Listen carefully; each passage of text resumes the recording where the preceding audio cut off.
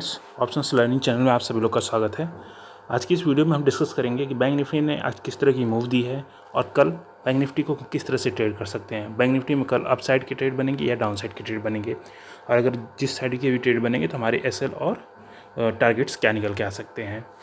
तो फ्रेंड्स, अगर इससे पहले आप लोग इस चैनल पर नए हैं तो सब्सक्राइब कर लीजिए, क्योंकि इस चैनल पे मैं बैंक निफ्टी की मूव से पहले जो भी बैंक निफ्टी की मूव होनी होती है उसके पहले मैं एनालिसिस करके आपको पोस्ट कर देता हूँ कि किस तरह से आपको ट्रेड लेना है, किस साइड में ट्रेड लेना है, और क्या एसएल होंगे और क्या स्टॉप लॉस इस टारगेट्स होंगे हमारे।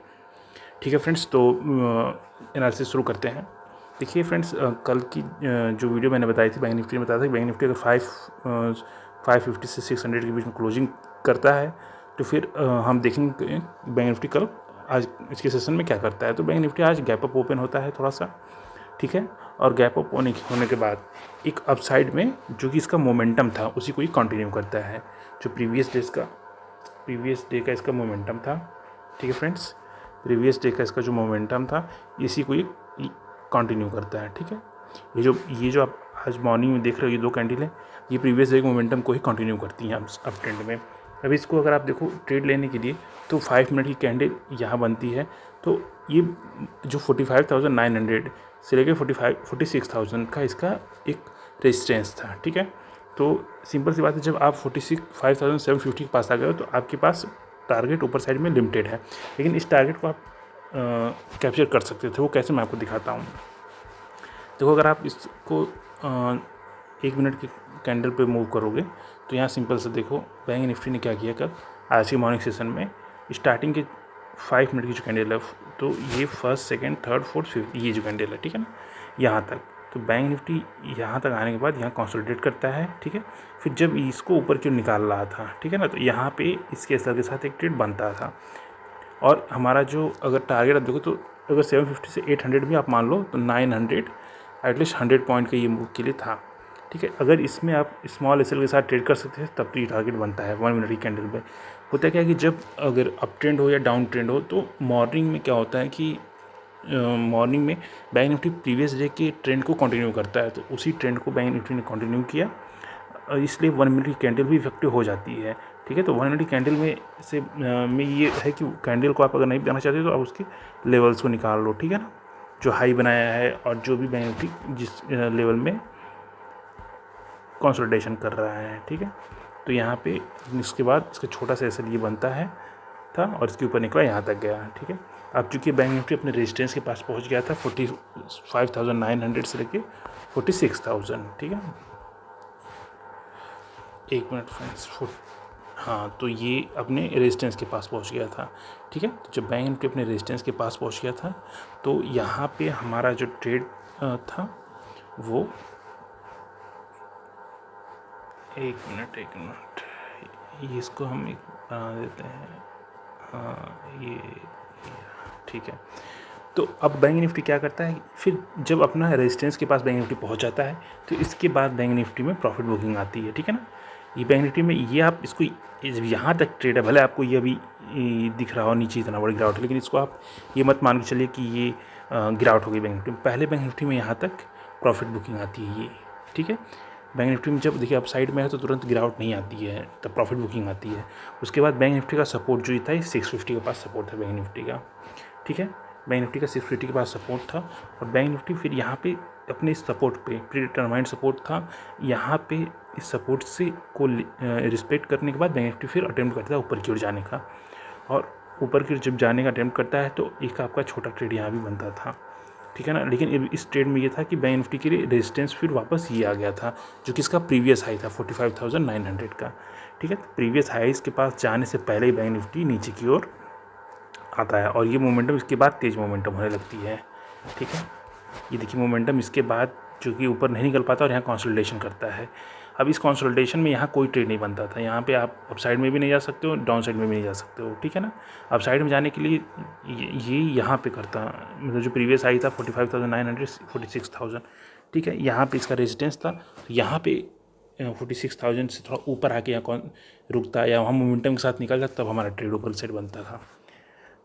और अब बैंक निफ्टी जब इसको नीचे की ओर क्रॉस करता है तो सपोर्ट हमारा 45,600 का था। ठीक है, अगर इसके नीचे जब निकाल रहा था तो अगर आप यहाँ पे एंट्री कर लेते छोटे एस एल के साथ। यहाँ पे अगर आप एंट्री करते हो तो बहुत छोटा एस एल के साथ, अगर इस 650 को निकाल रहा है या इसके निकालने के बाद आप एंट्री ले रहे हो, सपोज़ आप इसको निकालने के बाद यहाँ एंट्री ले रहे हो, मैं एक मिनट दिखाता हूँ आपको।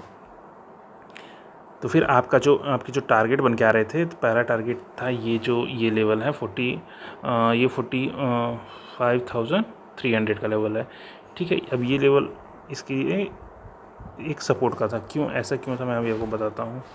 क्योंकि देखिए ये लेवल इसलिए था क्योंकि प्रीवियस डे में बैंक निफ्टी ने जब यहाँ थोड़ा सा कंसोलिडेशन करने के बाद ऊपर की ओर ब्रेक किया था, तो जब बैंक निफ्टी ऊपर साइड में अप ट्रेंड में चल रहा है तो जो भी इसकी कंसोलिडेशन है वो इसके लिए एक सपोर्ट का काम करते हैं।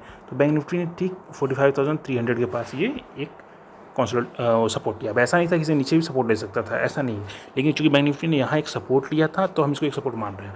हो सकता है तो बैंक निफ्टी इसके नीचे निकलता तो 45,150 जो ये लेवल है, एक मिनट, 45,150 यहाँ पे सपोर्ट ले सकता था, लेकिन यहाँ बैंक निफ्टी ने सपोर्ट लिया है, ठीक है। अब बैंक निफ्टी जब इस सपोर्ट लिया तो वापस बैंक निफ्टी एक अटेम्प्ट ऊपर की साइड में करता है, लेकिन जो उसका रेजिस्टेंस है बैंक निफ्टी का 45,650 का, ठीक है। तो यहाँ पे वापस रेजिस्टेंस लेता है और अब इसी में कंसोलिडेट करता है, ठीक है ना। अब बैंक निफ्टी को देखिए, अब यहाँ पे बैंक निफ्टी ने कंसोलिडेशन किया है, तो ये लेवल याद रखिए 45,650 से लेके 45,300। अब कल के दिन के लिए ये लेवल बहुत ही इंपॉर्टेंट रोल प्ले करेगा।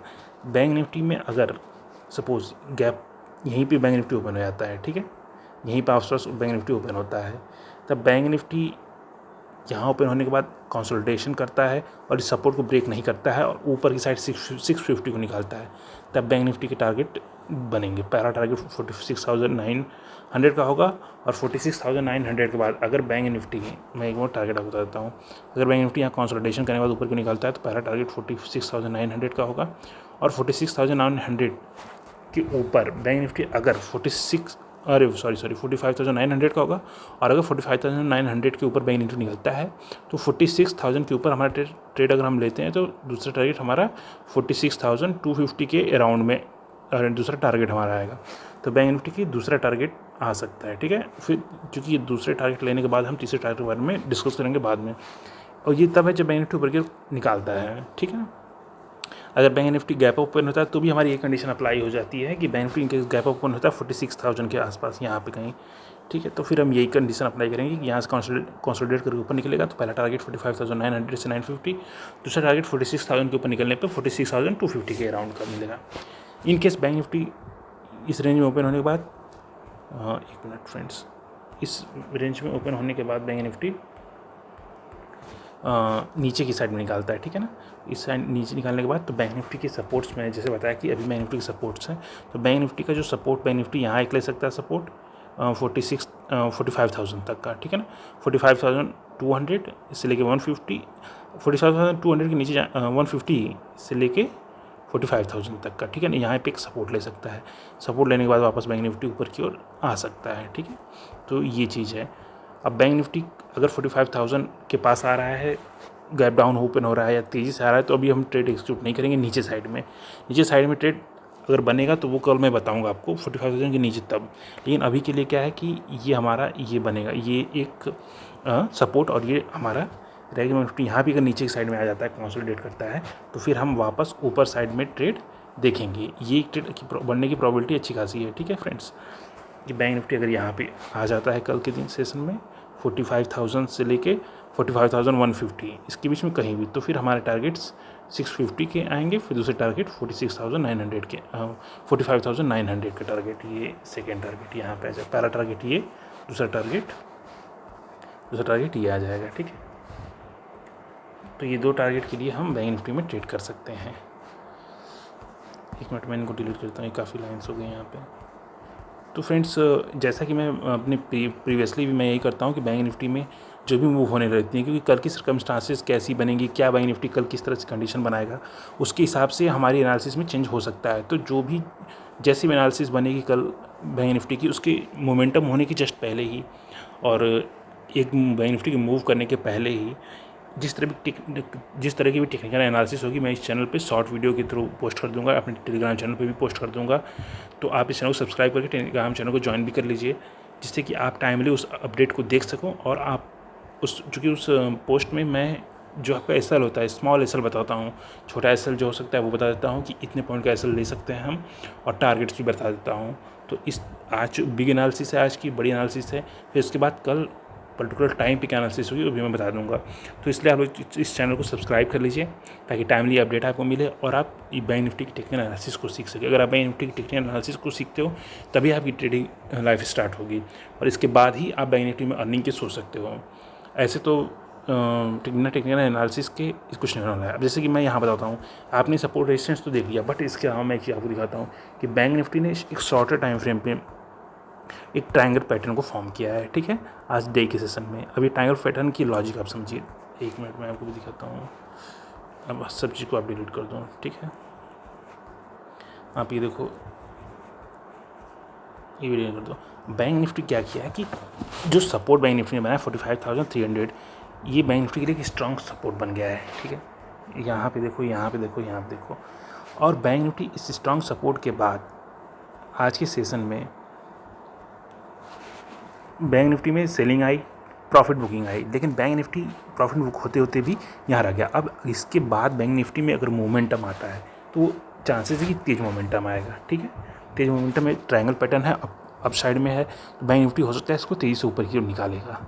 ठीक है, gap in case gap up open हो गया 45,600 या 650 के पास, तो मेरे टारगेट वही, वो टारगेट मैंने इन टेक्निकल एनालिसिस को जो चार्ट पैटर्न है उनको ध्यान में रख के निकाले हैं। इसलिए मैंने इस चैनल पे ही पैटर्न्स की एक सीरीज स्टार्ट की है, एक अलग उसकी प्लेलिस्ट बनाई है, उसमें आप ट्रायंगल पैटर्न को चेक कर लीजिए। तो फिर उसके बाद अगर यहाँ 600 के पास ओपन होता है गैप अप, या फिर यहाँ ओपन होने के बाद ऊपर की ओर निकालता है, तो 650 के ऊपर निकलने पे पहला टारगेट 900 और दूसरा टारगेट 46,200 की 50 के आसपास बताया मैंने। ये तो है कि बैंक निफ्टी इसके इस ट्रायंगल पैटर्न को ऊपर की साइड में ब्रेक करता है, तो ट्रायंगल पैटर्न बना है तो इसको बैंक निफ्टी यहाँ पे ब्रेक करेगा। ठीक है, चाहे कंसोलिडेशन करने के बाद चाहे ऐसे ही निकाल दे। अगर ये कि नीचे की साइड में बैंक निफ्टी निकालता है तो हमारे जो सपोर्ट ले सकता है, मैंने बताया कि 45,000 तक का इसका बैंक निफ्टी का सपोर्ट है। अल्टीमेट सपोर्ट 45,850 का, लेकिन वो ये मूव हम कैप्चर करेंगे अगर बैंक निफ्टी हमको ऐसा मौका देता है। तो अब कल बैंक निफ्टी इस तरह की कंडीशन बनाएगा तो मैं इस रिलेटेड अपडेट इस चैनल पर दे दूँगा। ठीक है फ्रेंड्स, तो इस तरह की टेक्निकल एनालिसिस समझने के लिए, चार्ट पैटर्न समझने के लिए, different triangle pattern, head and shoulder pattern, cup and hand shoulder pattern, जो भी पैटर्न है जितने सारे हैं, उन सब के लिए रिलेटेड इस चैनल पर मैं वीडियोस डालते रहता हूँ। तो आप लोग इस चैनल को सब्सक्राइब कर लीजिए। ठीक है फ्रेंड्स, आज की वीडियो में इतना ही। Bye bye, take care.